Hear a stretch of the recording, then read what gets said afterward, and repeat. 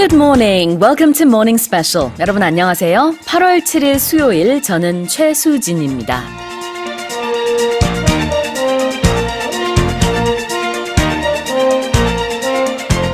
It's the season of cool watermelons, splashing in swimming pools and vacation time. But it's also the season when we get tired more easily and faster. We sweat just by breathing. And the season when we develop a super fast ability to spot places with air conditioning. And it seems like one of those places is favored by many, and it's none other than libraries.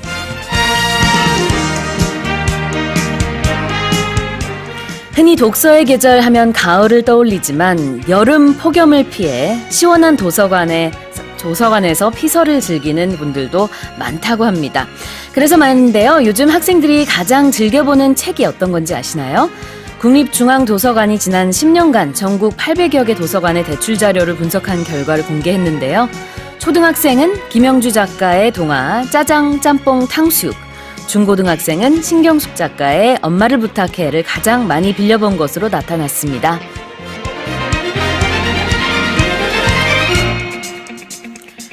그런가 하면 초등학생들은 주로 시리즈로 구성된 그림책과 학습 만화를 빌려봤고요.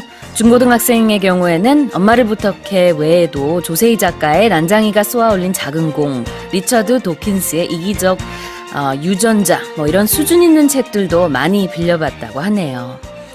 Yes, the quiet serenity of a library added to a hungry imagination seems to be the right formula for many to not only cool off and enjoy the summer, but also find the right balance between learning, seeking, and enjoying books.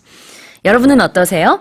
최근에 도서관에서 책 빌려보신 적 있으신가요? 마지막으로 빌려본 책은 어떤 책이었나요? 도서관 이용 경험, 또 최근에 읽어보신 좋은 책 추천해 주시면 좋겠습니다. With that in mind, let me give you a quiz question here.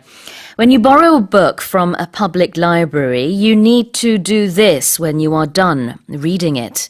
1번, you need to return it. 2번, you need to reheat it. 오늘도 청취자 여러분의 많은 참여 기다리고 있습니다. 퀴즈 정답 보내주신 분들 중에 추첨을 통해서 총 5분께 쿨링 스포츠 젤 보내드리겠습니다. 또 소식, 소감, 그리고 방송 중 궁금한 질문 있으시면 보내주세요. 짧은 문자 50원, 긴 문자 100원에 샵 1045고요. 반디 게시판이나 카카오톡 플러스 이용도 가능합니다. Okay then, let's kick off today's show with today's global headlines. 세계 각국 언론사들의 어떤 헤드라인이 올라왔는지 살펴보는 시간입니다. Touch Global Headlines.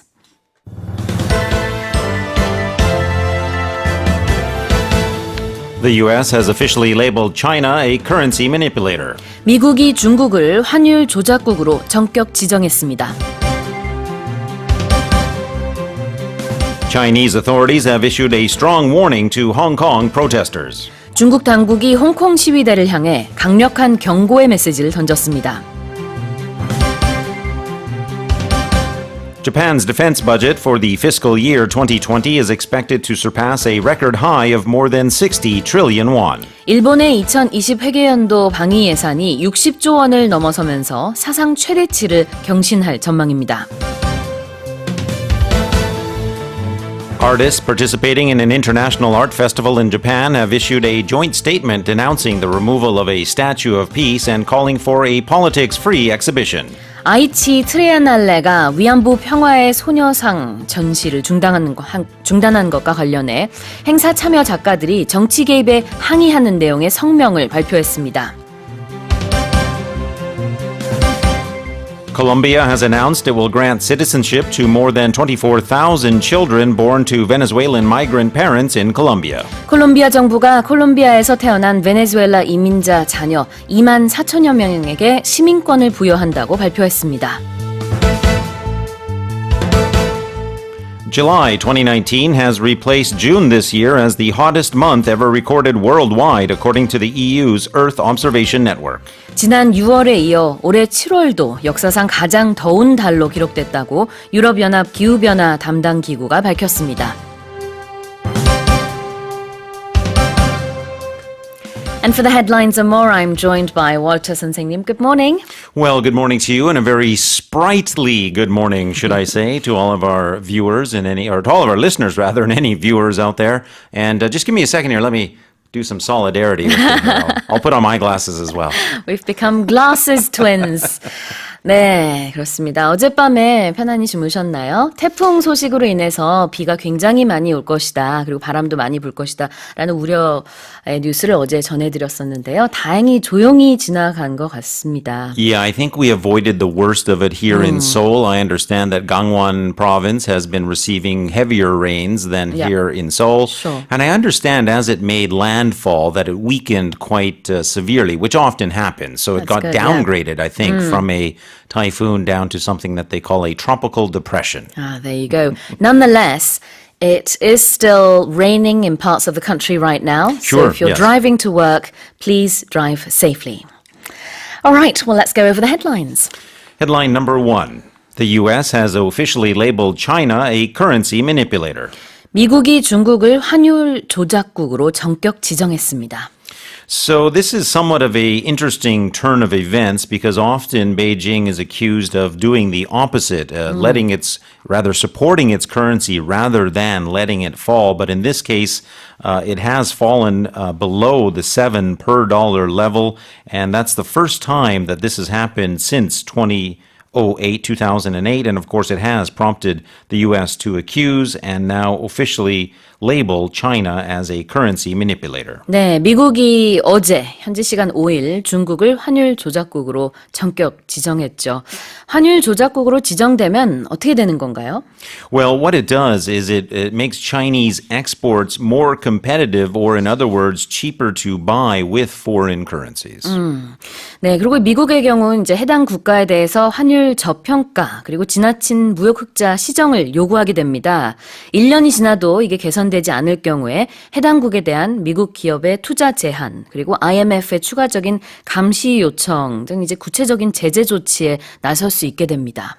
And for its part, the People's Bank of China said that the recent slump in their currency was driven by unilateralism and trade protectionism measures and the imposition of tariff increases on China. So, of course, they seem to be putting the blame on the U.S. 아, 그렇군요. 중국에서는 미국 때문이다라고 하면서 정당하다라는 입장인데요. 미국의 이 같은 조치는 이제 시장에서 보통 심리적인 마지노선으로 여겨지는 1달러 7위안 이 환율의 벽이 깨진 데에 대한 대응으로 보인다는 분석입니다. 환율이 달러당 7위안을 넘는 것을 중국어로 이제 포치라고 한다고 해요. 우리말로 하자면은 무너질 파 7, 해서 파 7인데 중국의 이 포치 현상이 나타난 것은 글로벌 금융위기 직전인 2008년 5월 이후 11년 만입니다. And this also marks the first time since 1994 that the U.S. has labeled any country a currency manipulator.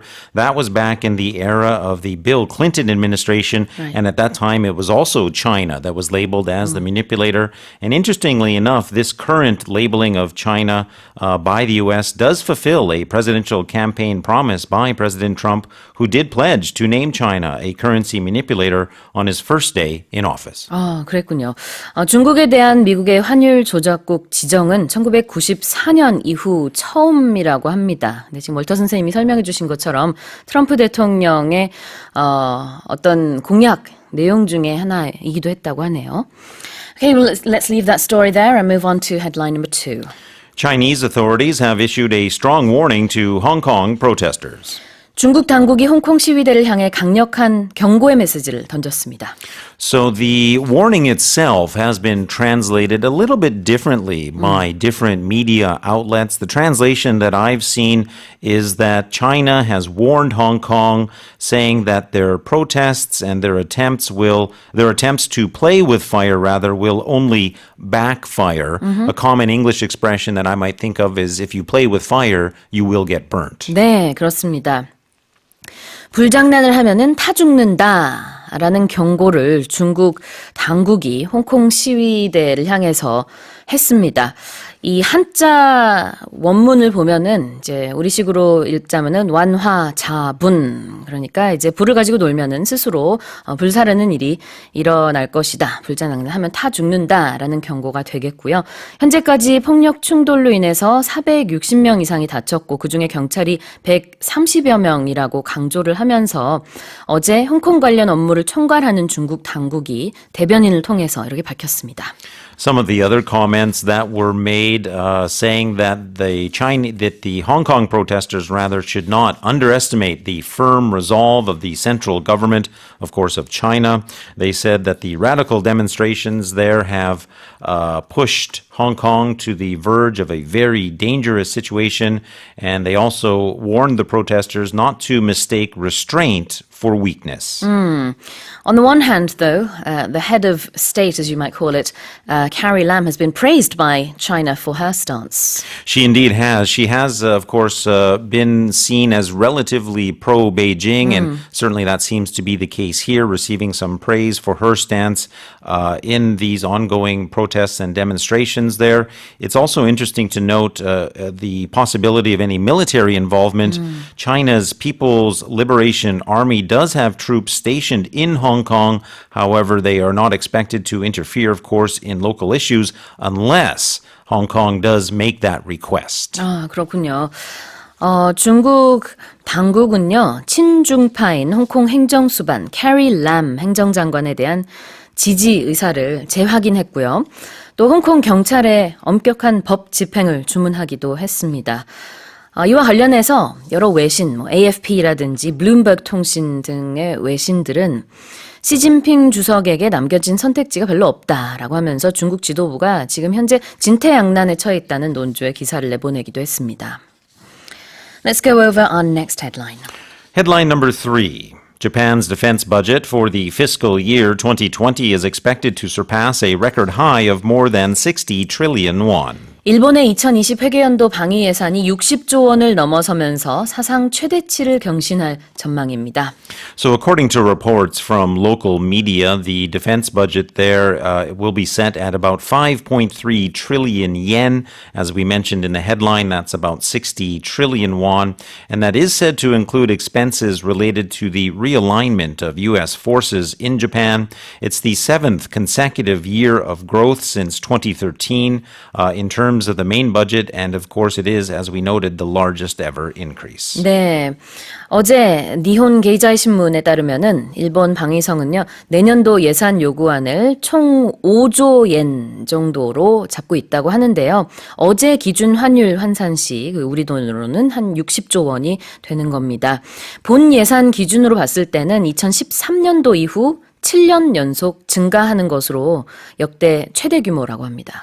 And if we try to put this maybe into a bit of perspective, the current defense budget in Japan, the 60 trillion won figure, that is said to be about 13 trillion won more than South Korea's defense budget for this year, or roughly about 20%. 네, 그렇습니다.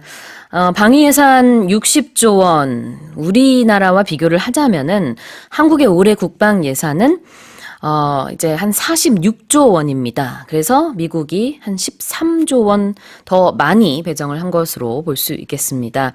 특히 올해보다 500억 옌, 그러니까 우리 돈으로 한 5천억 원 이상 늘어날 것으로 예상되는 내년도 일본 방위 예산에는 이제 우주라든지 사이버 등 새로운 영역에서의 방위력을 강화하는 비용도 포함된다고 합니다. Yes, indeed. They are looking at increasing and strengthening defense capabilities in new areas, as you said, such as space and the cyber realm.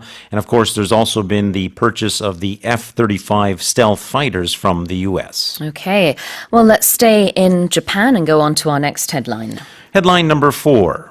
Artists participating in an international art festival in Japan have issued a joint statement denouncing the removal of a statue of peace and calling for a politics-free exhibition. 아이치 트리에날레가 위안부 평화의 소녀상 전시를 중단한 것과 관련해 행사 참여 작가들이 정치 개입에 항의하는 내용의 성명을 발표했습니다. So the joint statement was issued on August 6th, was signed by some 72 artists, according to the reports that I've read, and of course included included amongst those were Japanese artists as well. In issuing that joint statement, the group said, "We call for the restoration and continuation of the art festival free from political pressure and threats, as well as a venue where people can engage in unfettered discussions while assured of safety." 네, 트라이애날레 참가 작가 72명이 어제 정치 개입에 항의하는 내용의 성명을 발표했는데요. 작가들은 성명에서 일부 정치가에 의한 전시, 상영, 공연에 대한 폭력적인 개입과 전시장 폐쇄로 몰아세우는 협박과 공갈에 우리들은 강하게 반대해서 항의한다라는 내용이 들어있고요. 사람들에게 열린 공공회장이어야 할 전시장의 전시가 폐쇄된 것은 작품을 볼 기회를 빼앗아 활발한 논의를 막는 것이다 라고 얘기했습니다. Now, the removal of this one particular exhibit does come, at least according to organizers, after more than 1,000 phone calls, letters, emails, and even faxes were said to have inundated the organizing committee over the statue of the so-called comfort woman. And that's indeed why the organizers did eventually go through and remove that exhibit. 네, 그렇습니다. 일본의 공공미술관에서 평화의 소녀상이 전시된 것에 대해서 항의 전화도 많이 있었다라는 말씀을 지금 월터 선생님이 해주셨는데요. 스가 요시히데 관방장관이 보조금 삭감 검토를 시사하면서 이제 나고야 시장 등 극우 정치인들의 반대 의사도 표명을 했었죠. 그러면서 이제 3일 만에 전시가 중단됐었습니다. We'll go on to our next headline now. Headline number 5. Colombia has announced it will grant citizenship to more than 24,000 children born to Venezuelan migrant parents in Colombia. 콜롬비아 정부가 콜롬비아에서 태어난 베네수엘라 이민자 자녀 2만 4천여 명에게 시민권을 부여한다고 발표했습니다. Now, one of the main reasons behind this move, as stated by President Ivan Duque, was to help prevent those children from becoming stateless and therefore less able to access education, health care, and other government benefits. The measure, which is said to cover all Venezuelan children born in Colombia since August of 2015, will be in force for 2 years. Currently, children born in Colombia to Venezuelan parents are stuck in what many are calling a legal limbo, as they have no identity documents or proof of citizenship in either country. 아, 그렇군요. 그동안 콜롬비아에서 태어난 많은 베네수엘라 이민자 자녀들은 어느 곳에도 등록되지 못하는 그야말로 무국적 상태로 남아서 공공서비스 이용이라든지 여러 가지 제약을 받아왔다고 합니다. 그래서 이번에 대통령 권한으로 관련 규정을 콜롬비아가 완화했고요. 콜롬비아에서 이제 앞으로 태어난 베네수엘라 이민자 자녀들은 콜롬비아 아동과 마찬가지로 의료와 교육 서비스 등을 누릴 수 있게 됩니다. As you mentioned, this will come into force soon and it will affect children already born in Colombia, right? That is correct. That number is said to be around 24,000. However, if we look at a general case, there are said to be more than 1.4 million Venezuelans who have settled in Colombia after leaving Venezuela, of course, after the many difficulties there. And the Colombian government has urged those Venezuelans to register with authorities so that Colombia can better provide them with public services, as we've been talking about. And according to reports, hundreds of thousands of Venezuelans have indeed done just that and registered for those services. 네, 이번 결정으로 2015년 1월 이후 그리고 지금으로부터 2년 후까지 콜롬비아에서 태어난 베네수엘라 이민자들의 자녀가요 자동으로 콜롬비아 국적을 부여받을 수 있게 됩니다. And let's go on to our hot final story. Headline number 6. July 2019 has replaced June this year as the hottest month ever recorded worldwide, according to the EU's Earth Observation Network. 지난 6월에 이어 올해 7월도 역사상 가장 더운 달로 기록됐다고 유럽연합 기후변화 담당기구가 밝혔습니다. So, an agency here, the World Meteorological Organization, or in this case sometimes WMO, it's a specialized agency of the United Nations. It did deliver the news on Thursday, and it did also give forecasts of the hottest years on record, having been, of course, from 2015 to 2019. So each successive year seems to get hotter than the previous. 그렇죠. 그동안 가장 더웠던 7월은 이제 전 세계적으로 봤을 때 엘니뇨가 발생했던 2016년 7월이었는데요. 올해 7월 기온은 이때보다 약간 더 높았던 것으로 그렇게 분석이 됐습니다. The WMO is not the only agency that has made these types of observations. NASA has also observed the same, as well as an organization known as the Copernicus Climate Change Service. 네.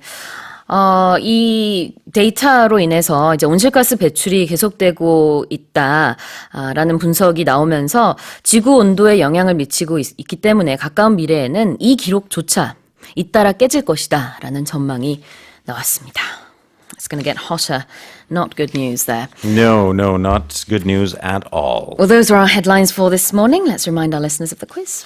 Our quiz this morning asks this question. When you borrow a book from a public library, you need to blank it when you are done reading it. Would that be number 1, return it, or number 2, speak of the devil, reheat it? Oh dear.